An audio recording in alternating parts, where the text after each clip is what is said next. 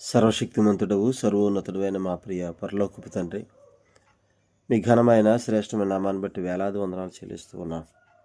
ప్రతిదినం ఈ రీతిగా మీ పాదాల చెంత చేరి శ్రేష్టమైన మాటలు వింటున్న మా శ్రోతలందరినీ మమ్మల్ని దీవించి బలపరచమని అడుగుతున్నాం. ఈరోజు ప్రభా, గ్రూప్ 2 ఎగ్జామ్ రాయబోతున్నారు బిడ్డలు. చక్కని జ్ఞానం ఇవ్వండి, ఆరోగ్యం ఇవ్వండి. చక్కగా సమయానికి ప్రభా అక్కడికి చేరుకుని చక్కగా రాసే భాగ్యం దయచేయండి. మంచి ఉద్యోగాలు మా బిడ్డలను ఉంచండి. అలాగే Prabha, DSC, bank exams, railway exams రాయిపోతున్నారు. చక్కని జ్ఞానం ఇవ్వండి. ముఖ్యంగా Prabha 10th class, intermediate, degree, PG exams రాస్తున్నారు బిడ్డలు. వారికి కూడా మంచి ఉత్తీర్ణత దయచేసి మంచి మార్కుల బిడ్డలను ఉంచండి. విదేశాల్లో ఉంటున్న మా బిడ్డలందరినీ దీవించండి. ఆరోగ్యాలతో నింపి నడిపించండి. దూర ప్రాంతాల్లో ఉద్యోగాలు చేస్తున్న బిడ్డలు చక్కని జ్ఞానమును ఆరోగ్యమును ఇచ్చి నడిపించండి. హాస్టల్లో ఉంటున్న బిడ్డలందరినీ దీవించండి, బలపరచండి. అనారోగ్యంగా ఉన్న వారికి ఆరోగ్యము దయచేసి నడిపించండి అడుగుతున్నాను. వివిధ సంఘాల్లో ఉన్న సకల పరిశుద్ధులకు మీ యొక్క ఆశీర్వాదమును, కాపుదల, భద్రత ఇచ్చి నడిపించమని, బలపరచమని యేసయ్య పరిశుద్ధ నామాలు అడిగి వేడుకొనిచున్నాము తండ్రి, ఆమేన్. అందరికీ వందనాలండి. కీర్తన గ్రంథం 9వ అధ్యాయంలో 6 వచనాలు మనం ధ్యానం చేశాం. ఈరోజు 7వ వచనం, 8వ వచనం అండి. యెహోవా శాశ్వతముగా సింహాసనాసీనుడై ఉన్నాడు. న్యాయము తీర్చుటకు ఆయన తన సింహాసనమును స్థాపించి ఉన్నాడు. యెహోవా నీతిని బట్టి లోకమునకు తీర్పు తీర్చును, యథార్థతను బట్టి ప్రజలకు న్యాయము తీర్చును. క్రీస్తు యొక్క న్యాయస్థానములో అవినీతి ఉండదు, అన్యాయము, పక్షపాతం ఉండవు. అన్యాయపు తీర్పులు ఉండవు. క్రీస్తు యొక్క పాలన స్వచ్ఛమైన పాలన. ప్రియులరా, క్రీస్తు యొక్క న్యాయపీఠం గురించి ఆయన చెబుతూ ఉన్నాడు. యెహోవా శాశ్వతముగా సింహాసనాసీనుడై ఉన్నాడు. న్యాయము తీర్చుటకు ఆయన తన సింహాసనమును స్థాపించి ఉన్నాడు. కీర్తనలో మనం ఇది 1000 సంవత్సరాల ప్రారంభముగా మనం చూస్తాం. 29వ అధ్యాయం 10వ వచనములు ఇదే కీర్తనలో చూస్తే, యెహోవా ప్రళయ జలముల మీద ఆసీనుడాయను. యెహోవా నిత్యము రాజుగా ఆసీనుడై ఉన్నాడు. ఆయన నిత్యుడైన రాజు, నిత్యము పరిపాలించేటువంటి రాజు.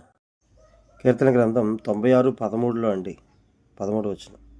భూజనులకు తీర్పు తీర్చుటకై యెహోవా వేంచేయుచున్నాడు. న్యాయమును బట్టి లోకమునకు, తన విశ్వాస్యతను బట్టి జనములకు ఆయన తీర్పు తీర్చును. దేవుడు సిద్ధంగా ఉన్నాడు న్యాయము తీర్చడానికి, భూజనులకు తీర్పు తీర్చడానికి. న్యాయాన్ని బట్టి లోకమునకు, తన విశ్వాస్యతను బట్టి జనాలకు ఆయన తీర్పు తీర్చడానికి సిద్ధంగా ఉన్నాడు. కాబట్టి ఆయన తీర్పు అనేటువంటిది న్యాయముగా తీర్పు అనేది మనం చూస్తున్నాం. ఇక్కడ 9వ అధ్యాయంలో 7వ వచనం నుండి 12వ వచనం వరకు ఉన్నటువంటి ఈ భాగాన్ని కీర్తనల్లో ప్రవచనానుసారమైంది. ఇది ఇంకా నెరవేర్చబడలేదు. ఇది నెరవేర్చబడని ప్రవచనం. కీర్తనల్లో చూస్తే ఇది వరుసగా చూస్తే కీర్తనల్లో ఇది 4వ ప్రవచనం అండి.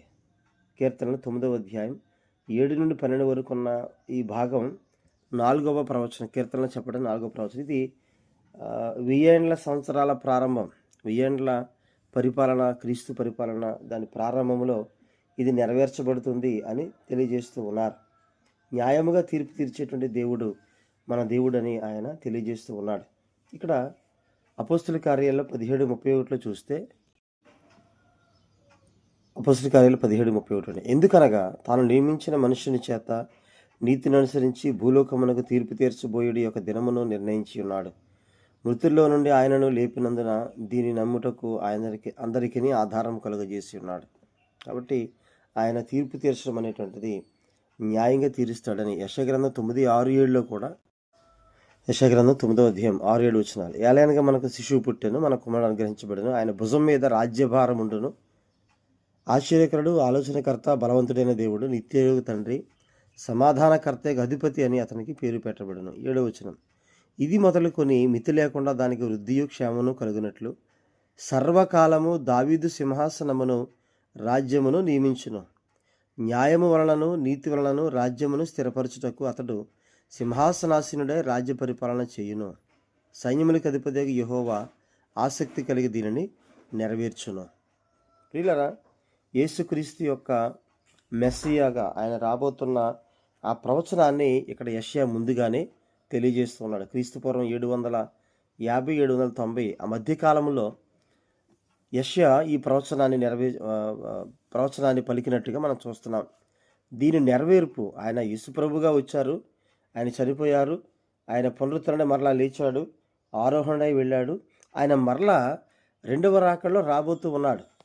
సో ఇక్కడ 6-7 వచనాలు చూస్తే ఆయన యొక్క జననం గురించి, ఆయన యొక్క జీవితం గురించి, ఆయన యొక్క పరిపాలన గురించి కూడా, న్యాయ పరిపాలన గురించి కూడా ఈ 6-7 వచనాల్లో చక్కని ప్రవచనాన్ని మనం చూస్తూ ఉన్నాం. తీర్పులు అనేటువంటివి 2 రకాలు ఉంటాయండి.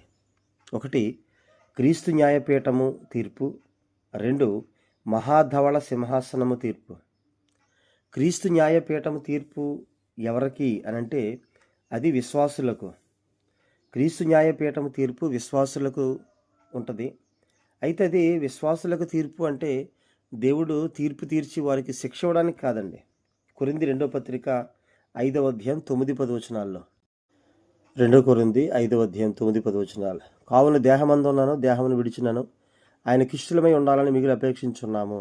ఎందుకనగా తాను జరిగించిన క్రియల చొప్పున అవి మంచివైనను సరే చెడ్డవైనను సరే దేహముతో జరిగించిన వాటి ఫలమును ప్రతివాడును పొందినట్లు మనమందరమును క్రీస్తు న్యాయపీఠం ఎదుట ప్రత్యక్షము కావాలయును. మనం మంచి పనులు చేసామనుకోండి, అది క్రీస్తు న్యాయపీఠం దగ్గర దేవుడు తీర్పు తీరుస్తాడు విశ్వాసులకి. ఈ క్రీస్తు న్యాయపీఠం తీర్పు విశ్వాసులకు తీర్చేది ఎప్పుడు జరుగుద్దయ్యా అని అంటే, సంఘం కొనిపోబడిన తరువాత శ్రమల కాలములో 1000 ఏండ్ల పాలన జరగడానికి ముందు ఈ క్రీస్తు న్యాయపీఠం తీర్పు అనేది విశ్వాసులకు జరగబోతుంది. ఇక రెండవది, ఇది కూడా ఇంకా జరగలేదు, మహాధవళ సింహాసనపు తీర్పు. ప్రకటన గ్రంథం 20వ అధ్యాయములో 11-12 వరకు అండి. 12 వచనం, 20వ అధ్యాయం ప్రకటన గ్రంథం. మరియు గొప్పవారేమి కొద్దివారేమి మృతులైన వారందరూ ఆ సింహాసనం ఎదుట నిలబడి ఉండుట చూచితిని. అప్పుడు గ్రంథములు విప్పబడెను, మరియు జీవగ్రంథమును వేరో గ్రంథమును విప్పబడెను. ఆ గ్రంథముల యందు వ్రాయబడిన వాటిని బట్టి తమ క్రియల చొప్పున మృతులు తీర్పు పొందిరి.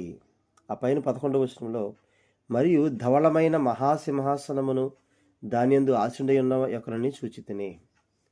ఈ రెండవ తీర్పు అవిశ్వాసులకు, దేవుని ఎరిగుండి కూడా దేవుని మీద ఆనుకొని దేవుని రక్షణ భాగ్యము పొందనటువంటి వారికి, అవిశ్వాసులైన వారికి ఈ మహాధవళ సింహాసనపు తీర్పు ఉంటుంది. మరి ఇది ఎప్పుడు జరుగుద్ది అనంటే, 1000 ఏండ్ల పాలన జరిగిన తరువాత, అగ్నిగుండములు వెయ్యక ముందు జరిగేటువంటి తీర్పు తీర్చి అయినప్పుడు అగ్నిగుండములో వారిని వేస్తాడు. అగ్నిగుండములు ఎవరెవరు ఉంటారనేటువంటిది, ఎవరెవరు వెళ్తారు ఈ తీర్పు అవిశ్వాసులకి అంటున్నారు కదా. ఎవరెవరంటే 21:8 ఉంటుంది ప్రకటన గ్రంథంలో అండి. కాబట్టి దేవుని యొక్క సింహాసనపు తీర్పు. 7వ వచనం, ప్రభు యొక్క అత్యున్నతమైనటువంటి సింహాసన ప్రభావం కనిపిస్తూ ఉంది. 8వ వచనంలో ప్రభు యొక్క స్వచ్ఛమైన పాలన కనిపిస్తూ ఉంది కీర్తన 9వ అధ్యాయములో. కాబట్టి ఆయన తీర్పు, ఆయన పాలన న్యాయమైన పాలన అని మనం చూడొచ్చండి. దానియేలు గ్రంథం 2వ అధ్యాయం 44వ వచనంలో కూడా ఈ మాట మనం చూస్తాం. ఆ రాజుల కాలములలో పరలోకమందున్న దేవుడు ఒక రాజ్యము స్థాపించును, దానికెన్నటికి నాశనము కలుగదు. ఆ రాజ్యము దాన్ని పొందిన వారికి గాక మరెవరికి చెందదు. అది ముందు చెప్పిన రాజ్యములన్నిటిని పొగలగొట్టి నిర్మూలన చేయును గాని అది యుగయుగముల వరకు నిలుచును.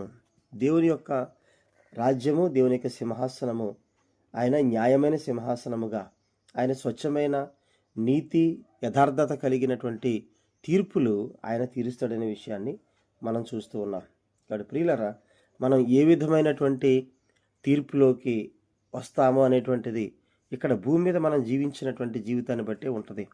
దేవుని మీద ఆనుకుని యథార్థమైన భక్తి విశ్వాసాలు కలిగి యథార్థంగా నీతిగా జీవిస్తే ఖచ్చితంగా న్యాయపీఠము దగ్గర దేవుని తీర్పులో మనం పాల్గొంటాం. దాన్ని బట్టి మనకి దేవుడు తీర్పు తీర్చి మనం చేసిన మంచి పనులకి తగిన కిరీటాన్ని దేవుడు దయచేస్తాడు. కిరీటం ఇవ్వడానికి క్రీస్తు న్యాయపీఠం దగ్గర తీర్పు. అదే మహాధవళ సింహాసనపు తీర్పు అయితే దేవుని మీద ఆనుకోకుండా, లేదంటే దేవుని యొక్క విశ్వాసాన్ని చూడకుండా దేవునికి వ్యతిరేకంగా జీవించిన క్రైస్తవులే కావచ్చు, ఇంకెవరైనా కావచ్చు, వాక్యానుసారమైన జీవితం లేకపోతే ఖచ్చితంగా ఈ మహాధవళ సింహాసన తీర్పులో పాల్గొని వారు అగ్నిగుండంలో వేయబడతారు. కాబట్టి మనల్ని మనం సరిచేసుకుందాం. క్రీస్తు న్యాయపీఠము దగ్గర తీర్చే తీర్పులో పాల్గొని దేవుని ఆయన ఇచ్చేటువంటి కిరీటాన్ని పొందుకోవడానికి మనల్ని మనం సిద్ధపరచుకుందాం. దేవుడి తన మాటలు దీవించును గాక.